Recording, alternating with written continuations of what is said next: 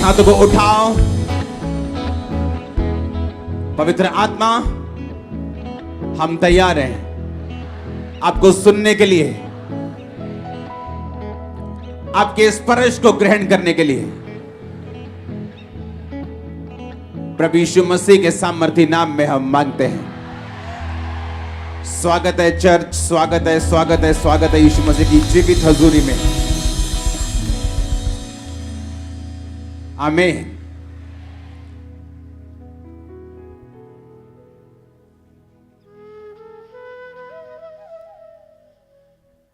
Hallelujah. जब मैंने आपको यह बोला था कि पंजाब में लोग अन्न लेने के लिए लाइंस में होंगे, किसी ने बिलीव नहीं किया था। कहते पंजाब में जहां अन्न उगता है, जहां का अन्न दुनिया को खिलाता है, वहां के लोग कैसे लाइन में खड़े हो सकते हैं? सुनो मेरी बात, अपने हाथों को उठाओ। सुनो, हर बात पे आमीन बोलना जरूरी नहीं। अगले 10 साल, जो आने वाले अगले 10 साल हैं वर्ल्ड के लिए, चाहे वो दुनिया की बेस्ट कंट्री हो, चाहे वो आपकी ड्रीम कंट्री हो, परमेश्वर मुझे दिखा रहा है फूड की शॉर्टेज बेस्ट कंट्रीज में भी आपको प्रार्थना करनी है अपने हाथों को उठा के। सुनो मेरी बात, तालियां क्यों बजा रहे हो? सुनो, अगले 10 साल आपको ये बात मैं इसलिए बता रहा हूं कि जब इन्हीं वर्ड्स की तरह ये वर्ड्स भी पूरे होंगे, आपको मालूम होगा कि आप जीवित परमेश्वर की संतान हो, और आपको यह भी मालूम होगा कि ऐसा कुछ नहीं है जो पहले से बताया नहीं गया। एक भी वर्ड ऐसा नहीं है जो आपको पहले से बताया नहीं गया। आपका नाम फेसबुक पे लिखा है, आपके बच्चे कितने हैं वो भी लिखा है, लेकिन जो चीजें मैं आपको बता रहा हूं ये किसी पे नहीं लिखा। अगले 10 साल जो लीडिंग कंट्रीज हैं वहां फूड, जब लोग ऐसे ग्रोसरी स्टोर्स पे जाया करेंगे, वहां उनको जो खाने हैं वो खाली मिला करेंगे और हमेशा शॉर्टेज रहेगी, और ऐसे लोग बताया करेंगे कि अच्छा कितने परिवार में मेंबर हैं, इतने, ओके आपको इतना मिलेगा। ये जस्ट स्टार्टिंग होगी, शुरुआत होगी। जो आने वाला समय है जहां पे जब परमेश्वर ने अपनी कलीसिया को लेके जाना और जो बच जाएंगे लोग, उनको बताया जाएगा कि अगर तुमने खाना लेना है तो तुम्हें यीशु मसीह को छोड़ना पड़ेगा। ये उस चीज का जस्ट एक शुरुआत कह लो, या उसका एक एग्जाम्पल कह लो, कि जैसे आपने 100 मेज बनवाने हो और आप मिस्त्री को बोलते हो कि आके पहले मुझे बना के दिखा कि वो मेज कैसा होगा। वो मिस्त्री आके एक मेज बनाता है, वो बोलता है कि ऐसा बना सकता हूं। ये जस्ट एक मेज है, ताकि आने वाले टाइम में लोगों को मालूम होगा कि हमें तैयार रहना है। अभी आपको साल्वेशन इजी मिल रही है, आप मुक्ति प्राप्त करना चाहते हैं, आप आते हैं चर्च में, साल्वेशन ग्रहण करते हैं और चले जाते हैं। आने वाले समय में ऐसा नहीं होगा। यीशु मसीह को ग्रहण करना मतलब अपनी जान को दांव पर लगाना, राशन से दूर रहना, सोशल से दूर रहना, सरकारी चीजों से दूर है। ऐसा आने वाले समय में होगा, और ये एक सिंपल एग्जाम्पल होगी जो आने वाले अभी 10 साल में होगा। आपको क्या करना है? आने वाले 10 साल में जितने मिरेकल्स 10 साल में, आने वाले 10 साल में होंगे, पिछले 2000 साल में नहीं हुए। मैं आपको बता रहा हूं, सिर्फ 10 साल में इतने मिरेकल्स होंगे, इतने मिरेकल्स होंगे, इतने मिरेकल्स होंगे, इतने लोग सेवा के लिए उठेंगे अगले 10 साल में, आप हैरान हो जाओगे। मैं आपको सच कह रहा हूं, अगले 10 साल में इतने मिरेकल्स होंगे, इतने लोग बचेंगे, इतने लोग सेव होंगे। जो ढीठ सोल्स हैं, जो ढीठ प्रजातियां हैं, अगले 10 साल जो इस धरती पे होने वाला है, वो भी परमेश्वर के सामने घुटने टेक देंगे। आप बोलोगे ऐसा क्यों हुआ? आप बोलोगे ऐसा क्यों होगा? ऐसा इसलिए होगा कि जैसे जैसे ये अंत के टाइम, अंत का घंटा नजदीक आता जा रहा है, परमेश्वर ये चाहता है कि उसकी जो मैजेस्टी है, उसकी जो हॉर्न जिसको बोलते हैं, उसकी जो पावर है, उसकी जो प्रेजेंस है, वो लोगों को मालूम हो। आने वाले 10 साल में हर एक इंडिया का सेलिब्रिटी वचन सुन चुका होगा। हर सेलिब्रिटी, वो प्रभु में आता है नहीं आता है ये तो हर इंसान का पर्सनल मामला है। आने वाले 10 साल में हर एक सेलिब्रिटी वर्ड सुन चुका होगा, यीशु मसीह को जानता होगा, मिरेकल जानता होगा, पावर जानता होगा, वर्ड जानता होगा। बाकी उसका डिसीजन है वो क्या करता है। आने वाले 10 साल ऐसे मार्वलस होने वाले हैं। जो लोग पवित्रताई में होंगे, जो लोग सेवा करते होंगे, जो लोग परमेश्वर में बड़े और पूरे होंगे, वो चमकना अब छोटा होगा। वो ऐसे मारेंगे लिश्कारा, आंखें बंद कर देंगे लोगों की। आने वाले 10 साल मैं सिर्फ 10 साल की आपको प्रोफेटिक वर्ड दे रहा हूं। जस्ट 10 ईयर, आने वाले 10 साल। हालेलुया। अपने हाथों को उठाओ। शॉर्टेज अच्छी चीज नहीं, लेकिन ये होगा, पवित्र आत्मा कहता है। देशों के साथ, 1-2 देश नहीं, बहुत देशों के साथ फाइट करेंगे, बल्कि देश खाने के लिए। आपको हाथों को उठाना है कि परमेश्वर तेरे लोगों को तू बचा, देशों को बुद्धि दे, इन समयों में तेरा सुसमाचार तेजी से फैले। मांगो अपने हाथों को उठा के थैंक यू जीसस बोलते हुए।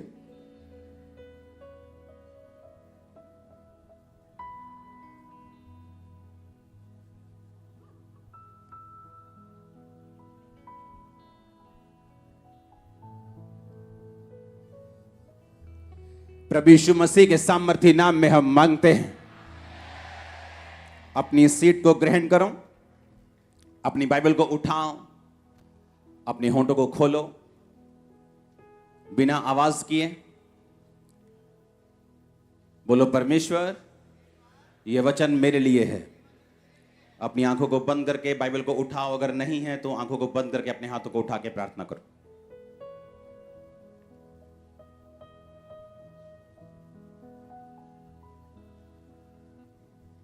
प्रभु यीशु मसीह के सामर्थी नाम में हम मांगते हैं। Congratulations church. आज के दिन भी आपका यहां उपस्थित होना, वो बात अलग है। भवन तैयार हो चुका है, अब हम चले जाएंगे, पर ब्रांचेस अभी भी वैसे ही होंगी, तो वो वही एक्सपीरियंस करेंगी जो हमने इतने साल किया है। हालेलुया। और ये अच्छा एक्सपीरियंस, हाँ, और ये अच्छा एक्सपीरियंस। लोग कंप्लेंट करते हैं, हम लोगों को बसेस भेजते हैं, हम उनको एसी हॉल देते हैं, उनको हीटिंग हॉल देते हैं, फिर भी वो चर्च में आते नहीं। हम आपको कुछ भी नहीं दे रहे, फिर भी आप चर्च में मौजूद हैं। पता है क्यों? सुनो, वो मिरेकल जिसकी आप वेट कर रहे हो, वो इम्पॉसिबल काम पॉसिबल होगा आज यीशु मसीह के नाम में आपकी लाइफ में। वो अनॉइंटिंग आपके लाइफ पे हिट करेगी आज, और आप सेम वापिस नहीं जा रहे हो। हर वो चीज जो शैतान ने पकड़ी आपकी लाइफ से, छोड़ दे अभी और आउट हो आपकी लाइफ से। हालेलुया। अपनी लाइफ की बिगेस्ट टेस्टिमनी को देने के लिए तैयार हो जाओ। आमीन, आमीन। बिगेस्ट टेस्टिमनी को देने के लिए तैयार हो जाओ। वो स्पर्श जिसका आप इंतजार कर रहे हो, मैंने कहा वो मिल चुका है, आपको देने के लिए टेस्टिमनी तैयार हो जाओ। हालेलुया। अगले 10 साल हमें तैयारी करनी है। अगले 10 साल में अगर आप खड़े रहे और सेकंड आप परमेश्वर की सेवकाई में रहे, हां, जितना भी हो सके। एक पास्टर की तरह तो हर कोई सेवा नहीं कर सकता, लेकिन अगले 10 साल अगर आप उस चीज में रहे, मैंने कहा चमकना छोटी बात है, आप लिश्कारा मारेंगे जबरदस्त। ये जो आप आज देख रहे हो, ये मैंने 15 साल पहले प्रोफेटिक वर्ड दिया था, जो आज आप अपनी आंखों से देख रहे हो।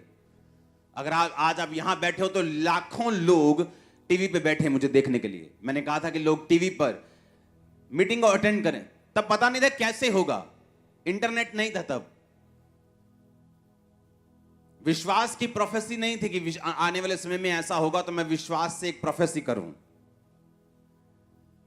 वो एक रियल प्रोफेटिक वर्ड था, बिना टेक्नोलॉजी का सहारा लिए मालूम हुए कि क्या होगा।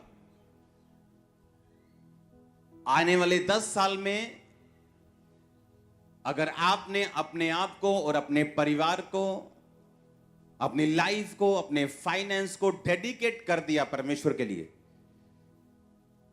इम्पॉसिबल होगा आपको हराना, आपका टूटना, आपका गिरना, झड़ना। अभी लोग आपके साथ अपनी लाइफ को मैं आपको प्रोफेटिक मैसेज दे रहा हूं आज। अभी तो लोग, अन्य जाति लोग आपके साथ अपनी लाइफ को कंपेयर करते हैं, बोलते हैं अच्छा आपके पास तो ये, अच्छा हाँ हमारे पास भी है, थोड़ा ठीक ठीक है, अच्छा आपके पास ओ ये। पर आने वाले समय में आपकी ब्लेसिंग्स कंपेयर नहीं होगी उनसे। आपकी ब्लेसिंग जस्ट माउथ शट कर देगी लोगों को। मैं सच कह रहा हूं, मैं आपको सच कह रहा हूं। वो ब्लेसिंग जो मूसा ने अजगर बनाया लाठी को, कहते हम भी बना सकते हैं, उन्होंने भी बना दिया। मूसा का अजगर उनके अजगर को खा गया। उन्होंने कहा मूसा ने कहा पानी को लहू बना सकता हूं, बना दिया, उन्होंने भी बना दिया। लेकिन एक टाइम आया जब वो मूसा को कॉपी नहीं कर सके। कहते ये तो परमेश्वर के हाथ का काम है, इसे हम कॉपी नहीं कर सकते। वो टाइम आपकी लाइफ में आ रहा है, आपकी ब्लेसिंग्स कॉपी नहीं होगी, आपकी ब्लेसिंग्स मुंह बंद रखेंगे लोगों का। ओ आमीन हो चाहिए, बरकत तुम्हारी है चर्च। हालेलुया। आने वाले 10 सालों में शैतान अपने जो वेपन्स हैं उनको बढ़ाएगा, उसके हथियारों को वो बढ़ाएगा। जिन चीजों में कभी लोग बिगड़े नहीं, उनमें भी बिगड़ते हुए आपको बच्चे नजर आएंगे। नए नए ड्रग्स, नए नए नशे, नई नई चीजें, नए नए सिस्टम, व्यभिचार एक अलग मोड में, एक अलग लेवल पे आपको नजर आएगा। लेकिन ये अगले 10 साल अगर आपने डेडिकेट कर दिए, अगले 10 साल अगर आपने अपना ध्यान परमेश्वर की ओर रख लिया, अगले 10 साल अगर आपने परमेश्वर को पूरा डेडिकेट कर दिए, दैट्स इट। वो आपके 10 साल आपके वंशों तक नजर आएंगे, वंशों तक, जनरेशंस तक। आप चाहते हैं मैं आपको प्रोफेटिक मैसेज दूं? हां, आप चाहते हैं कि परमेश्वर की आवाज को हम सुने और समझें। अगले 10 साल गोल्डन ईयर्स हैं हमारे लिए। आपको जस्ट वो करना है जो बाइबल कहती है। अगर बाइबल कहती है कि तू अगर मेरी सेवा करेगा तो मेरा पिता तेरा आदर करेगा, तो सेवा किसके लिए? क्या परमेश्वर लालची है सेवा का? क्या वो हमारे लिए है? इसको मैं वचन से साबित करूंगा। एस्तर की पुस्तक 4 बाब उसकी 1 से 16 आयत। उसमें लिखा, जब मोर्दके ने जान लिया कि क्या क्या किया गया है, तब मोर्दके वस्त्र फाड़ टाट पहन राख डाल नगर के मध्य जाकर ऊंचे और दुख भरे शब्द से चिल्लाने लगा। जब मोर्दके को मालूम हुआ कि मेरी सारी जाति को हामान नष्ट कर देगा राजा की आज्ञा पाकर, तो बाइबल कहती वो चिल्लाने लगा, रोने लगा, टाट पहन लिया।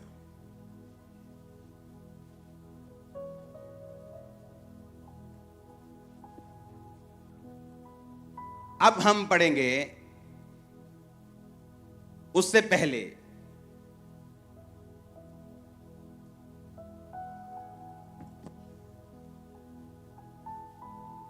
यह स्टोरी को समझना जरूरी है।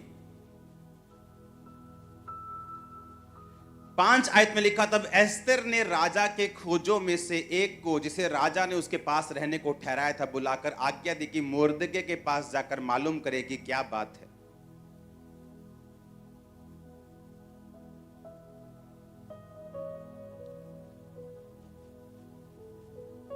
हमें मालूम है कि राजा ने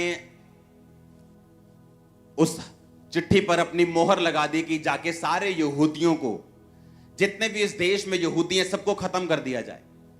किसी ने चुगली कर दी कि यहूदी लंगर नहीं खाते, प्रसाद नहीं खाते, राजा किसी भी टाइम तेरे खिलाफ हो सकते हैं, इनको मारना जरूरी है।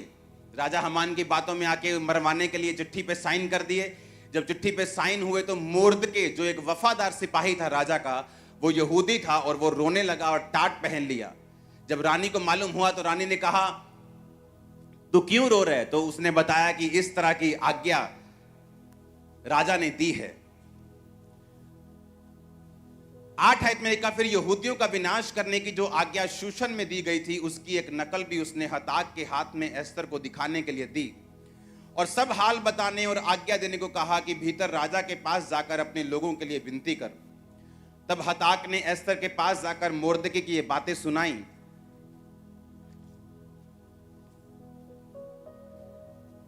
अब आगे पढ़ेंगे 11 आयत को। राजा के सब कर्मचारियों वरन राजा के प्रांतों के सब लोगों को मालूम है, क्या पुरुष क्या स्त्री कोई भी क्यों ना हो, जो बिना आज्ञा भीतरी आंगन में राजा के पास जाएगा उसके मार डालने की आज्ञा है। केवल जिसकी ओर राजा सोने का राजदंड बढ़ाए वही बचता है। और 30 दिन से 1 महीने से मैं राजा के पास नहीं बुलाई गई। एस्तर की ये बातें मोर्दके को सुनाई गई।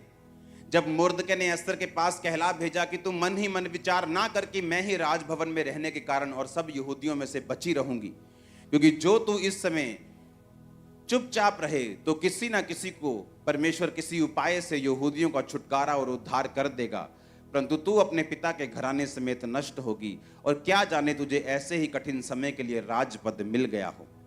तब एस्तर ने मोर्दके के पास कहला भेजा, तू जाकर शूशन के सब यहूदियों को इकट्ठा कर, तुम सब मिलकर मेरे लिए उपवास करो, 3 दिन रात ना तो खाओ ना पियो। मैं भी अपनी सहेलियों सहित उसी रीति उपवास करूंगी और ऐसी ही दशा में मैं नियम के विरुद्ध राजा के पास भीतर जाऊं, यदि नष्ट हो गई तो हो गई।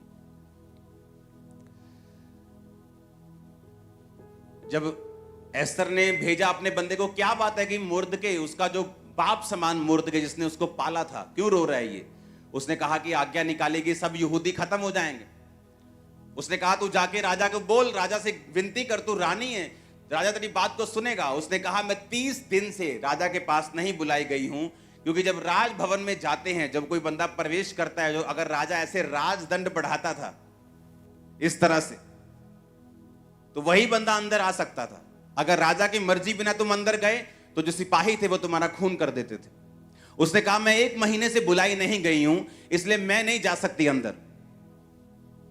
उसने कहा अगर तू अंदर नहीं जाएगी तो परमेश्वर तो अपनी जाति को किसी ना किसी उपाय से बचा ही लेगा, पर तू अपने घराने समेत नाश होगी। और क्या जाने परमेश्वर ने तुझे इसी दिन के लिए ही बचाया था और तुझे अंदर भेजा था। अगर हम सेवा नहीं करेंगे तो जिन रूहों को परमेश्वर ने बचाना है वो किसी ना किसी रीति से तो उनको बचा लेगा, लेकिन बाइबल कहती है कि तू अपने घराने समेत क्या होगी? नष्ट हो जाएगी। और क्या जाने परमेश्वर ने इसी काम के लिए तुझको पैदा किया, तैयार किया, तेरी प्रिपरेशन की, तेरी तैयारी की, ताकि जब ऐसा समय आए तू अपने लोगों के लिए खड़ी हो सके। जब परमेश्वर आपको कुछ करने के लिए कहता है, वो ये नहीं कि आपसे कुछ चाहता है। वो पैसा, वो ताकत, वो टाइम, वो सेवा, बाइबल कहती है वो सब कुछ आप लोगों के लिए है। अगर आज से 17 साल पहले मैंने टाइथ देने का फैसला किया, टाइथ एक हुक्म नहीं है, हुक्म से पहले वो एक कवनेंट है, वो एक वाचा है। आज मैं अगर ब्लेस हूं तो उसी वजह से हूं। उसने कहा कि अगर तू सेवा नहीं करेगी, अगर तू लोगों को नहीं बचाएगी, तो परमेश्वर किसी ना किसी उपाय से लोगों को बचा लेगा, क्योंकि उसी यहूदियों में यीशु मसीह का वंश था। तो परमेश्वर तो अपने वंश को बचा लेगा ताकि यीशु मसीह का वंश नाश ना हो और आने वाले समय में लोग बचाए जाएं, पर तू अपने घराने समेत क्या होगी? नाश होगी। जब परमेश्वर हमें कुछ करने के लिए कहता है, वो सेवा हो सकती है, वो किसी भी तरह का काम हो सकता है, उसके जरिए एक्चुअल में परमेश्वर हमें ब्लेस करना चाहता है और अपने हमारे घराने को वो आशीषित करना चाहता है। उसने कहा तू अपने पिता के घराने समेत नाश होगी, तेरा पूरा घराना नाश होगा, लेकिन लोग नाश नहीं होंगे। हालेलुया। उसने कहा अगर तू बचाई जाना चाहती है, अगर तू चाहती है कि तू बचाई जाए, तेरा घराना बचाया जाए, तो उस समय राजा के पास जा और विनती कर। जब उसने सेवा करने के लिए उसको बोला तो उसने क्या कहा कि आगे बहुत दिक्कतें हैं, मैं राजा के पास बुलाई नहीं गई हूं, मेरी लाइफ का रिस्क है सेवा करने में। तो परमेश्वर ने कहा जो कुछ तू मेरे लिए खोएगा वो कुछ तू पाएगा, जो कुछ तू मेरे लिए छोड़ देगा वो तू पाएगा। अगर तू डर कर मुझे छोड़ देगा तो वो चीजें तू गवा देगा जो तू पाना चाहता है। हालेलुया। मैंने आपको स्टोरी बताई थी ऐसे व्यक्ति की जो मेरी लाइफ में था, और उसने यीशु मसीह के लिए पहले सब कुछ छोड़ा, फिर बाद में बैकस्लाइड हो गया, फिर यीशु मसीह को छोड़ के सब कुछ पा लिया और आज सब कुछ गवा दिया, माता पिता समेत।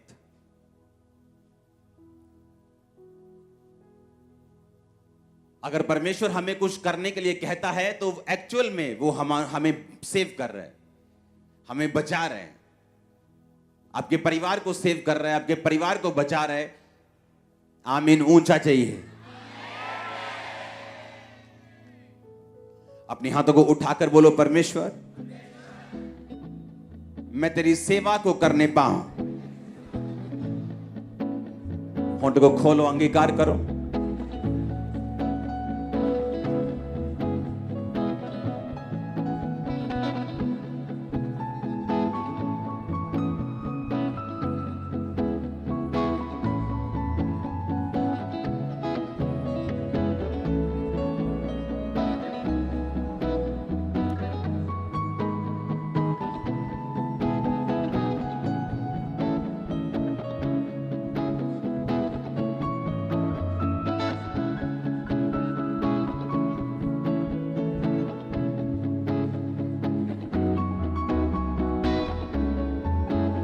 आमीन।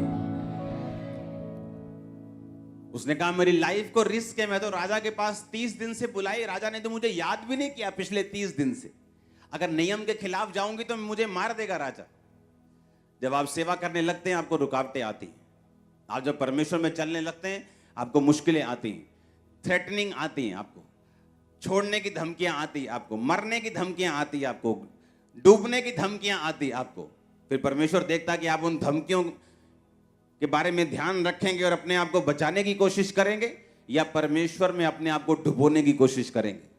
अगर आप परमेश्वर के लिए अपने आप को डुबोने की कोशिश करेंगे वो आपको तैरना भी सिखाएगा, ऊंचा होना भी सिखाएगा। और अगर आप परमेश्वर को छोड़ देंगे कि मैं मर ना जाऊं, तो वो लाइफ जाने वाली, वो फाइनेंस जाने वाला है, वो परिवार भी जाने वाला, उसे कोई रोक नहीं सकता। फिर एक्चुअल में परमेश्वर उन्हीं को ब्लेस करने के लिए आपको यह कहता है। आमीन।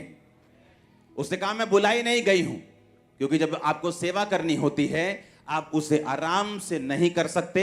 आपको चैलेंजेस आएंगे, वो चैलेंजेस लाइफ पर भी बना सकते हैं, वो चैलेंजेस कई तरह के हो सकते हैं, वो चुनौतियां कई तरह की हो सकती हैं। लेकिन बाइबल कहती है उसने वो चैलेंज लिया, उसने कहा ठीक है आज से तुम उपवास करो 3 दिन रात के, मैं भी रखती हूं, मैं नियम के खिलाफ जाऊंगी। नियम के क्या करूंगी? खिलाफ जाऊंगी। और फिर मैं जाके राजा को बोलूंगी। और बाइबल कहती है जब उसने परमेश्वर की ताकत का सहारा लिया, नियम के विरुद्ध राजा के पास गई, परमेश्वर ने राजा के दिल में उसके लिए फेवर डाला, वो भी बचाई गई, मोर्दके बचाया गया, यहूदी बचाए गए, पूरी जाति बचाई गई, हामान नाश हुआ, उसका घराना नाश हुआ, जो लोग उनको नाश करना चाहते थे। एक स्टेप परमेश्वर में लिया गया। आमीन। वो कितनी बड़ी बरकत को पैदा कर सकता है, जस्ट एक स्टेप लिया गया।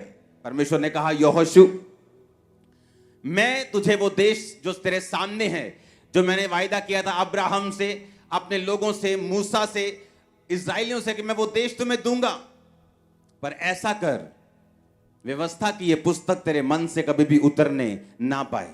इसको अपने मन में रखना, ना तो दाहिने मुड़ना ना तो बाहिने मुड़ना। आप जानते हैं इस्राएलियों की जो सफलता थी वो यहोशू के व्यक्तिगत संबंध के ऊपर, जो उसका परमेश्वर के साथ था, उस पर निर्भर करती थी। कितनी गहरी बात है। इस्राएलियों की सफलता यहोशू की पर्सनल लाइफ जो उसकी परमेश्वर के साथ थी उस पर निर्भर करती थी।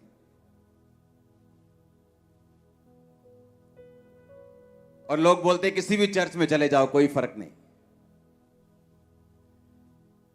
परमेश्वर ने कहा यहोशू, ये लोग जो मेरे हैं मैं उनको कनान में लेके जाऊंगा जहां दूध और शहद की नदियां बहती हैं, पर तू अपने व्यक्तिगत संबंध जो मेरे साथ हैं उन्हें मजबूत कर ले।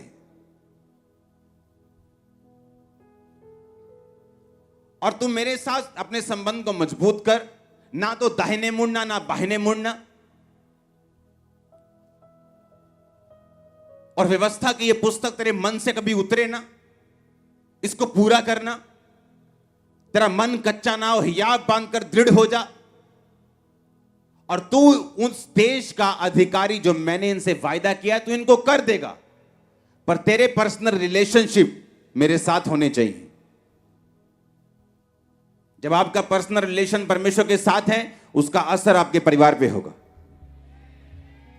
उसका असर आपके फाइनेंस पे होगा, उसका असर आपके रिलेटिव्स पे होगा, आपके मोहल्ले पे होगा, आपके नगर पे होगा। आपको मालूम है कि नहीं? जब आपका रिलेशन परमेश्वर के साथ है, उसका असर सब जगह होगा। परमेश्वर ने कहा यहोशू, जो पर्सनल रिलेशन तेरा मेरे साथ है, तू इधर नहीं होगा उधर नहीं होगा, और मैं इस्राएलियों को वही देश दूंगा जो मैंने उनसे वायदा किया है। तू इनकी अगुवाई कर, जैसा मैं मूसा के संग था वैसा मैं तेरे संग रहूंगा। हालेलुया। उनकी सफलता इस्राएलियों की यहोशू के व्यक्तिगत संबंध जो उसके परमेश्वर के साथ होने थे उस पर निर्भर करती थी।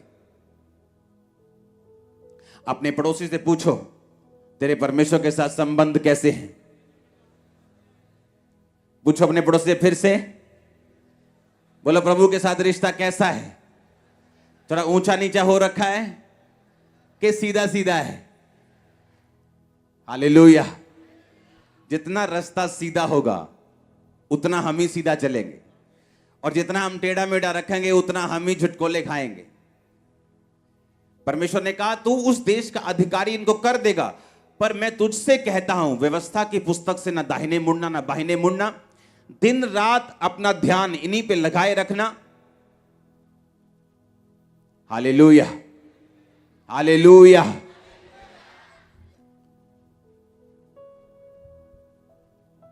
जब आप टेस्टिमनीज को देखते हैं, बड़ी बड़ी टेस्टिमनीज को हम देखते हैं, मुझे आज भी याद है छत्तीसगढ़ क्रूसेड पे जब हम गए तो उस समय जब मैं और मेरी वाइफ हम रूम में हम प्रेयर कर रहे थे और मैं खिड़की के पास बैठा था, और मैं सुबह का बैठा और शाम तक ऐसे ही बैठे रहा। वो देख रही है यार ये बंदा उठता ही नहीं प्रेयर जो हो गए। सिंगल रूम था ना, तभी बाहर गए थे, तो वैसे तो मैं अपने प्रेयर रूम में होता हूं। सुबह से लेके शाम तक जब प्रेयर हुई, सुनो मेरी बात, मुझे इंग्लैंड में लोग लेने आए, आपको चलना है, आपको ये मार्केट जाना है, वो जब क्रूसेड हुआ मैं किसी जगह नहीं गया और सीधा वापस। बोलते यार ये कैसी लाइफ है। लेकिन जब लोग मिरेकल्स को देखते हैं, कामों को देखते हैं, उन्हें मालूम होता है कि जो अगुए की लाइफ है वो आम लोगों की जैसे नहीं है। अगर वो वैसी ही लाइफ जिएंगे जो आम लोग जी रहे हैं, तो उनकी लाइफ में फिर रिजल्ट भी वैसा ही होगा जैसा आम लोगों की लाइफ में। अगर आपने बड़ा स्टैंड लिया परमेश्वर के लिए तो फल बड़ा है, आपने थोड़ा लिया तो फल थोड़ा है। आपने ज्यादा गुड़ डाला तो चाय मीठी है, नहीं डाला तो फीकी है, तो सीधी बात है। हालेलुया। और जब क्रूसेड पे शाम को लोग टेस्टिमनीज दे रहे थे कि मैं पागल था, किसी को रेबीज थी, किसी को कुत्ते की तरह भौंकते थे, बच्चा ऐसा था, रेबीज थी, वो हील हुआ, डिलीवरेंस हुई, हीलिंग हुई, ब्लाइंड ये वो सब, व्हील चेयर्स। तब हमें मालूम होता है कि हमें वो प्राइस पे करना है जो हम देखना चाहते हैं अपनी आंखों से, अपने परिवार को, अपनी फैमिली को, अपने बच्चों को ब्लेस होते हुए, अपने परिवार को कर्ज से निकलते हुए। किसी के जीवन में कर्ज है मौत का, परिवारों में मौत होती जा रही। फाइनेंशियल ट्रबल का कि जितना मर्जी कर लो, फाइनेंस में कभी ब्लेसिंग नहीं। इन कर्सेस से आपको एक ही चीज आजाद कर सकती है, आपका स्टैंड, आपका व्यक्तिगत संबंध परमेश्वर के साथ जो आपको रखना होगा। परमेश्वर ने कहा वो सारे देश में तुम्हें देने के लिए तैयार हूं, वो सारे वायदे में पूरा करने के लिए तैयार हूं, पर तू मेरी व्यवस्था से कभी भी इधर उधर मत होना और दिन रात इस पर ध्यान देना। इस तेरे मुंह से निकला करें, अपने मन से इन्हें उतरने मत देना, दिन रात इन्हें बोलना, हियाब बांधना यानी दृढ़ होना, यानी कि तुम हिलना मत, डरना मत, घबराना मत। मुसीबतें परीक्षाएं आएंगी लेकिन तुम इधर उधर मत होना। वो सब देश, सब वायदे जो मैंने तुमसे किए हैं मैं तुमको दे दूंगा, अपने व्यक्तिगत संबंधों को मेरे साथ पूरा रखना। आमीन। हमें लगता है हमारी वाइफ प्रार्थना कर रही है, हमें जरूरत नहीं प्रेयर की, मैं तो बिजी हूं, मैं तो जी कंस्ट्रक्शन का काम करता हूं, दिन रात वहीं रहता हूं, पर मेरी वाइफ प्रार्थना करती है। मैं आपको पहले बता चुका हूं कि जेंट्स की प्रार्थना लेडीज से ज्यादा होनी चाहिए घर में, क्योंकि परमेश्वर ने आपको अगुआ ठहराया। जब अगुवाई अंधा है तो घर कहां जाएगा? अगर अगुवाई अंधा है तो बाइबल कहती है अंधा अंधे को रास्ता नहीं दिखा सकता, दोनों गड्ढे में गिरेंगे। वाइफ प्रार्थना करेगी वो घर को संभाल पाएगी, वाइफ प्रार्थना करेगी ऐसी चीजों को देख पाएगी जो सही नहीं, उसके बच्चों में, उसके पति के, उसके फाइनेंस के, उसके घर में, उन चीजों को वो ठीक कर पाएगी। हस्बैंड प्रार्थना करेगा, परमेश्वर उसकी अगुवाई करेगा आगे बढ़ने में, ग्रो करने में, वो चीजें हासिल करने में जिसके लिए परमेश्वर ने उसे बुलाया है। अगर हम बोलते हैं हम तो जेंट्स हैं, मैं तो जब ये चर्च शुरू होने से पहले जब मीटिंग्स देखता था तो जेंट्स लोग वर्शिप में तालियां तक नहीं बजाते थे, ऐसे बैठते थे सामने सामने अनॉइंटेड वर्शिपर पूरा जोर लगा रहा है और पूरा आगे गड्डी पई है पंजाबी के अंदर और बंदे देख रहे हैं। हाँ हाँ बहुत बढ़िया, एक कदी गजल होर सुनाओ। लेकिन अगर आप अब देखेंगे वर्शिप करते हैं पंजाब में, सब एक समान, लेडीज जेंट्स सब झूम के नाच के, हालेलुया। परमेश्वर ने कहा तेरे व्यक्तिगत संबंध मेरे साथ कैसे, और यही डिपेंड करता है कि तू उन वायदों को पूरा ले पाएगा कि नहीं जो मैंने तेरे साथ किए हैं। वो सारे वायदे मैं तेरी लाइफ में पूरा करूंगा जो इम्पॉसिबल है, वो तेरे परिवार का हो, तेरे फ्यूचर का हो, तेरी लाइफ का हो, तेरे कैरियर का हो, तेरे फाइनेंस का हो, पर तेरे मेरे साथ व्यक्तिगत संबंध कैसे हैं। हालेलुया। या तो आप परमेश्वर को अपना प्रथम स्थान दे दो, या सिगरेट को दे दो, या टीवी को दे दो, या शराब को दे दो, या तंबाकू को दे दो, या व्यभिचार को दे दो, या फेसबुक को दे दो, या परमेश्वर को दे दो, तो या यूट्यूब को दे दो, या सारा दिन मोबाइल में लगे रहो, या परमेश्वर के साथ बातें करने में लगे रहो। जितना हम परमेश्वर के करीब जाएंगे उतना वो हमारे लिए हेवन ओपन कर देगा। जितना हम परमेश्वर के करीब जाएंगे उतना हमारी आईज ओपन होंगी और वो देख पाएंगे जो पहले देख नहीं पा रहे थे। एक व्यक्ति आज स्पिरिचुअल हो सकता है और कल शरीर में हो सकता है, अभी स्पिरिचुअल हो सकता है, 1 घंटे बाद वो शरीर में भी हो सकता है। ये फाइट है जिसे हमने लड़ना है। आमीन।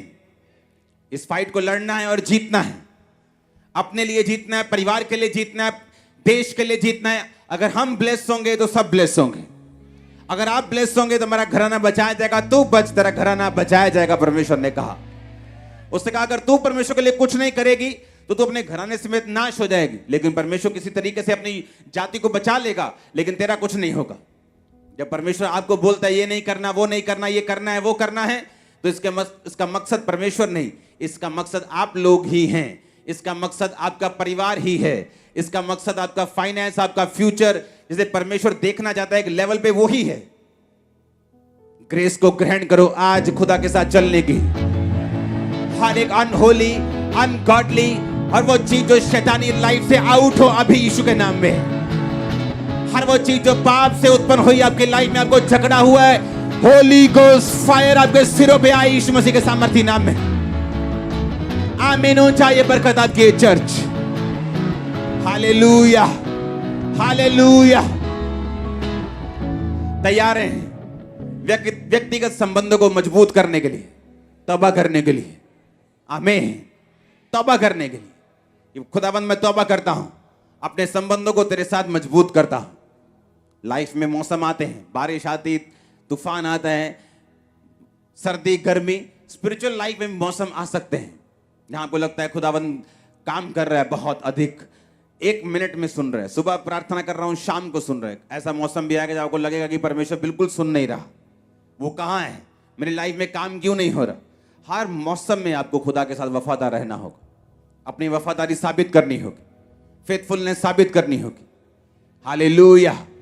उसने कहा अगर मैं किसी को पुत्र बनाता हूं तो कोड़े लगाता हूं, अगर तेरे कोड़े नहीं लगे, तेरी परख नहीं हुई, तो तू अभी जायज संतान नहीं। उसने कहा नाजायज संतानों की कोई परख नहीं करता, लेकिन जायज संतानों की परख होती है। अगर तेरी परख हो रही है तो थैंक्स कर, अगर वो पुत्र बनाता है तो कोड़े भी लगाता है। हालेलुया। आपको अपनी फेथफुलनेस साबित करनी, अपनी वफादारी साबित करनी, परमेश्वर के साथ चलना है। मैंने लोगों को देखा है, जब वचन मालूम नहीं होता तो उनके सवाल भी, उनकी प्रेयर रिक्वेस्ट भी मूर्खता से भरी होती हैं। खुद शराब पीते, आकर बोलेंगे मेरी वाइफ की हीलिंग के लिए प्रार्थना करना। खुद बाहर औरत रखी होगी, आगे बोलेंगे मेरे फाइनेंस के लिए आप प्रेयर करना।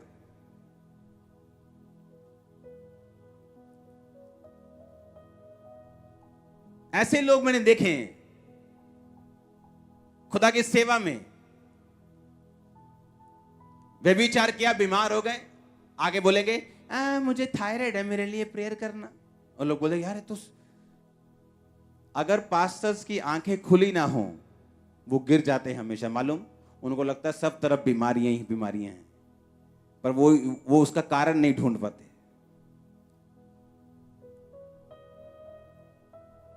मैं ऐसे लोगों को जानता हूं, मैंने निकाले हैं चर्च से। पहले व्यभिचार किया, उसके बाद हमें प्रॉब्लम है। मैं कभी भी टीम मेंबर्स के लिए ऐसे प्रार्थना नहीं करता हूं। मुझे मालूम है तुम हीलिंग अनॉइंटिंग के नीचे हो, अगर ग्रेस तुम्हारे ऊपर होगी वो नजर आ जाएगी।